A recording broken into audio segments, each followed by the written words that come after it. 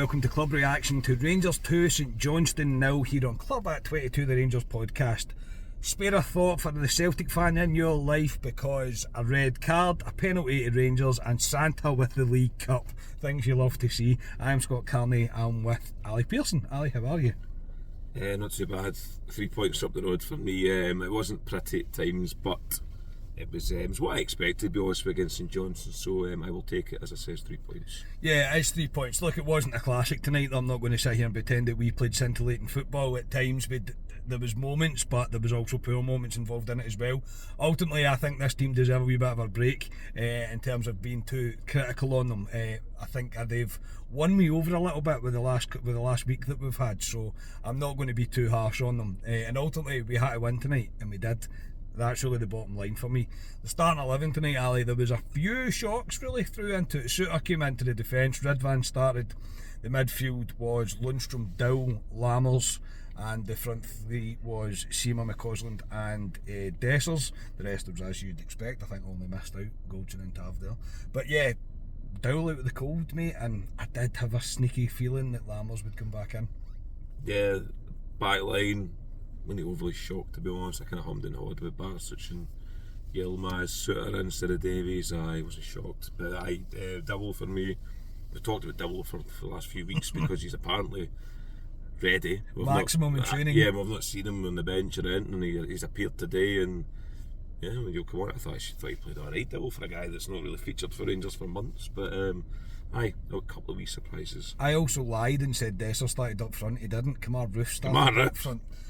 And that's the man that we'll start with. Look, the game was as I expected. St Johnstone were coming to try and spoil the fun, trying to win anything off of getting long balls up, getting a break, whatever. The usual stuff that you would expect to see from a team like St Johnstone coming to Ibrox.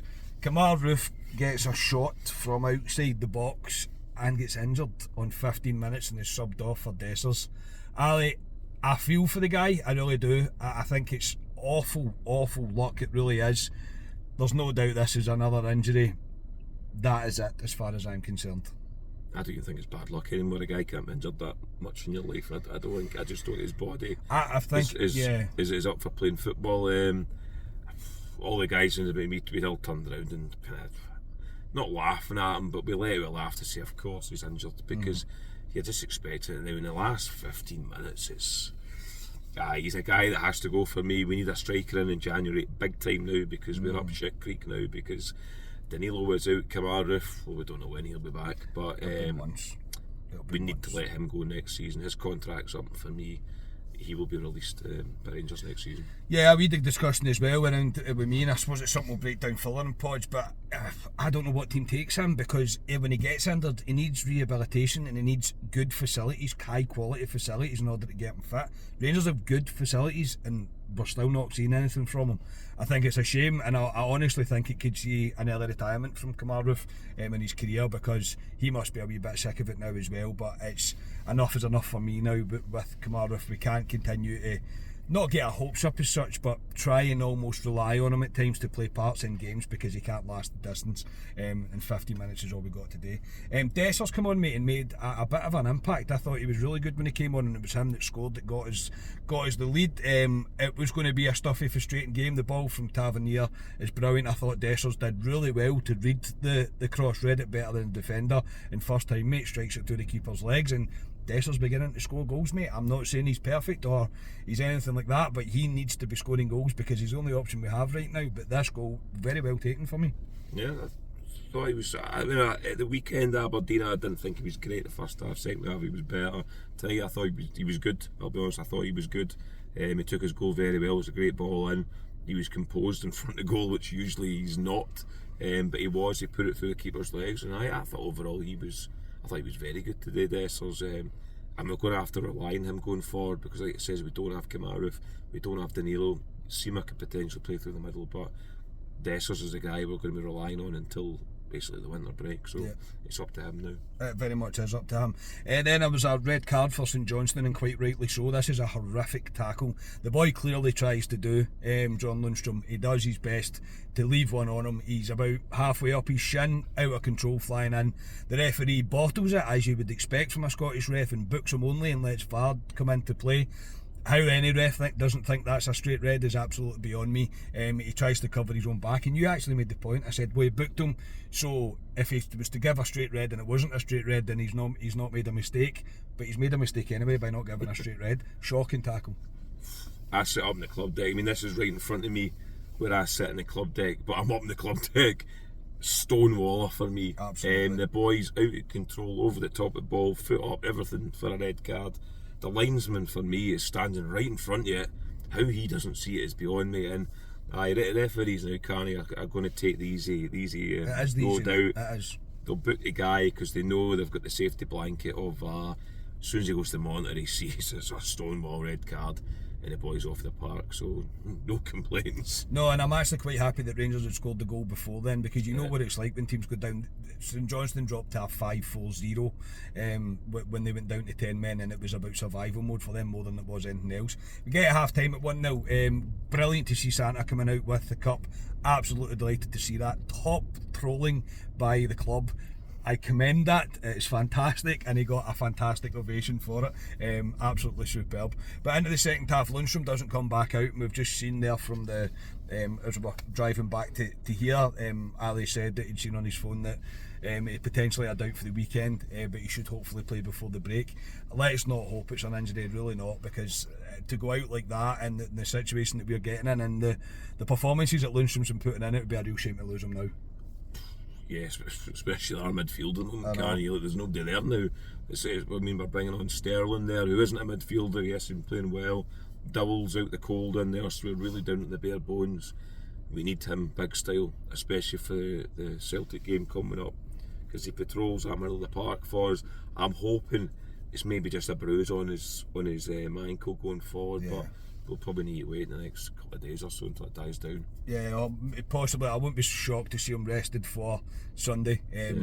We kind of need him for the old firm, let's not lie, we do need him.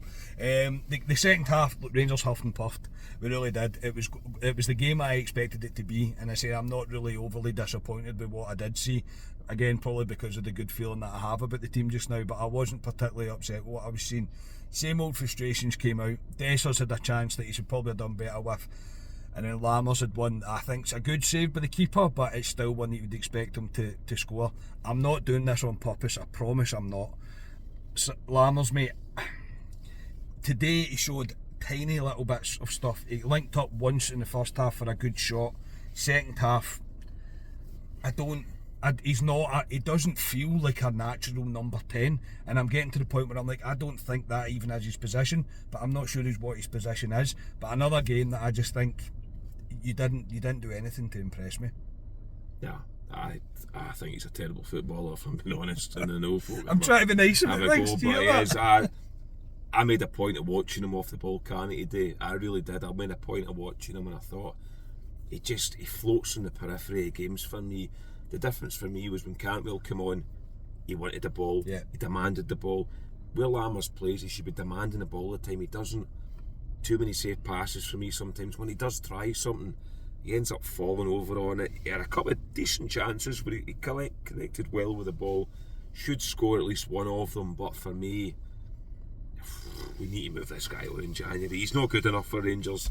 He was only played today because we've got so many games coming up, and we need Cantwell for the big games. That's the only reason he played. Yeah, I agree. I do agree. And I'd say I don't mean it.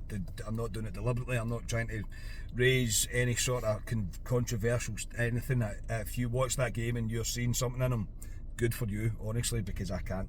I don't see it.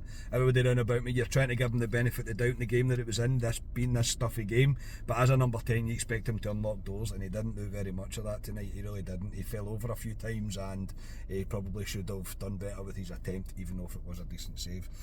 But it was a number of changes made. Scott Wright was actually the one that played the ball through for Dessers. Dessers is taken out the game as he touches it round the keeper. A Stonewall penalty. James Tavernier steps up and scores. I had zero doubt in my mind that Tavernier was going to score, because I thought Tavernier was good tonight. I thought he's unlucky not to get a hat-trick. He had a few really decent attempts on goal that he'll be feeling quite unlucky with, and he's a guy right now, mate, that I find is just really finding a groove. James Tavernier, he's really finding a bit of form, especially offensively.